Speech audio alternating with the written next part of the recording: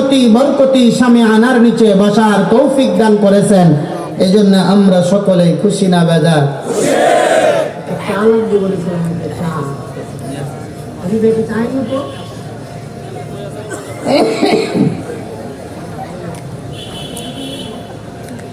আমি যে কথা বলছিলাম, মহান আল্লাহ পাক রব্বুল আলামিনের দরবারে কালিমাতুশ শুকর আদায় করতে কোনো আপত্তি আছে? জোরে বলতে হবে, সবাইকে বলতে হবে। যারা বলতেছেন না, এই মেয়ে সাবধান, জবান আল্লাহ দিয়েছেন। কে দিয়েছেন? আরো জোরে বলেন। আসমান কে বানাইছেন? জমিন কে বানাইছেন? আমাকে আপনাকে কে বানাইছেন? যারা আওয়াজ করতেছেন না, কসম আল্লাহর, আল্লাহি, আল্লাহ ইচ্ছা করলে জবান বন্ধ করে দিতে পারে। কথা কোন ঠিক কিনা? এজন্য আল্লাহর জন্য আওয়াজ করে কথা বলতে হবে।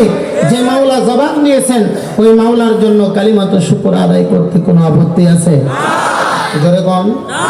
তাহলে আমরা সকলেই মাওলার দেওয়া জবান ব্যবহার করে অন্তরের অন্তরস্থল থেকে যোগ ও শৌকের সাথে কৃপণতাকে সরাই দিয়ে সকলে জবানে স্বীকার পড়ছি আলহামদুলিল্লাহ। মাঝখান থেকে এটা উঠতেছে, দেখেন না, এটা বসেন। ইন হবে, আও নো চান্স। বিরক্ত হচ্ছেন? হ্যাঁ, মাশাআল্লাহ। আপনাদের এই জাঁকজমকপূর্ণ আয়োজন দেখে চাতক পাখির মতো আগ্রহ নিয়ে কোরআন শোনা, এটাই প্রমাণ করে এদেশ ইসলামের দেশ। কথা বলেন ঠিক কিনা? এদেশ কালিমাওয়ালার দেশ। কথা বলেন ঠিক কিনা? এদেশ আলেম ওলামার দেশ। কথা বলেন ঠিক কিনা? আলেমকে হাজারো মামলা হামলার ভয় দেখিয়ে জেলখানায় ঢুকিয়ে দেশ থেকে, ইসলাম থেকে মানুষকে বাধা দেওয়া মোটেও সম্ভব না। কথা বলেন ঠিক কিনা? এদেশের মানুষ যেমন জোয়ারের পানিতে বাদ দিলে পানিকে আটকে রাখা যায় না, এদেশের মানুষকে কোরআন শোনার থেকে বঞ্চিত রাখার জন্য হাজারো চেষ্টা ফিকির করে কোনো লাভ হবে? ভয় পান? ভয় পান? ভয় করেন? ভয় যদি করতে হয় কারে করবেন? আরো জোরে বলেন। যে আল্লাহর হাতে আমার প্রাণ, আমার মরণ। কথা বলেন ঠিক কিনা? এই আল্লাহর জন্য কথা জমিনে বলবো যতদিন এ দেহে প্রাণ আছে। কথা বলেন ঠিক কিনা? আমাকে ফাঁসিতে নিবেন না, কোথায় নিবেন? হক কথা বলার কারণে আমি তরিকে তা ডরাই না। কথা বলেন ঠিক কিনা? বিগত দিনগুলোতে আমরা অনেক জায়গায় লাঞ্ছিত হয়েছি, অনেক জায়গায় মাইক ছিনিয়ে নিয়েছে, অনেক জায়গায় কথা বলতে পারি নাই। এমনও হয়েছে 500 কিলোমিটার সফর করে গিয়েছি। আপনারা অনেকেই জানেন, আমার একটা আদত আর অভ্যাস হলো, আমি নিজে গাড়ি ড্রাইভ করে যাই। আল্লাহ তো এবছর আমার 4 টাকা কিনাইছে। গত বছর মোটরসাইকেল শীতের মধ্যে ড্রাইভ করে দৌলদিয়া, পাটুরিয়া ঘাট, নদীর চরে বয়ান করেছি। পরের দিন শীতের মধ্যে গিয়ে চাঁপাইনবাবগঞ্জ গেছি। এখন চিন্তা করেন, এই ঠান্ডার মধ্যে গিয়া ওসি প্রশাসন গিয়া মাইকটা আস্তে করে কেড়ে নিয়ে বলে মাহফিল এই মুহূর্তে বন্ধ। মিজাজটা কি হয়?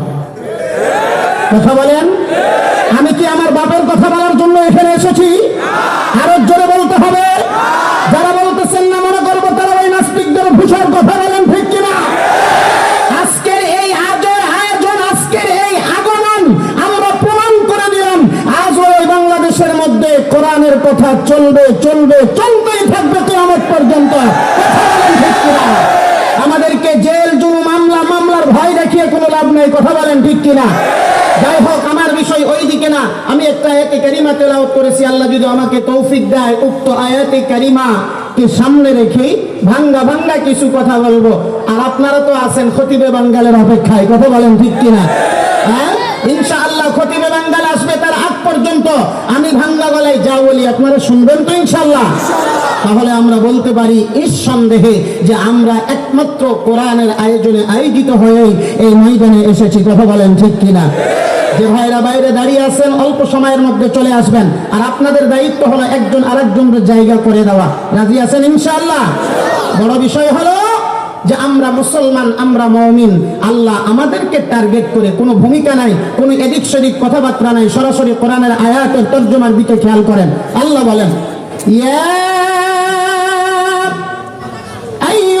আইয়ুহাল্লাযীনা আমানু দুখুলু। আল্লাহ ডাক দেন ইমানদারদের।